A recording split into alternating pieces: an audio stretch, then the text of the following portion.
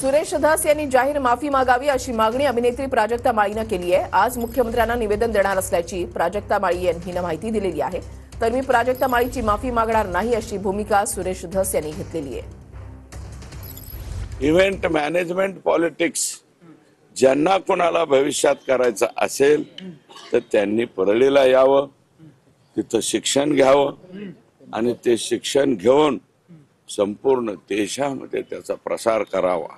सपना चौधरी, रश्मिका मंडाना, अजून काय माझ्या नवीन नवीन प्राजक्ता माळी, प्राजक्ता माळी सुद्धा आमच्या इकडे येतात बरं का।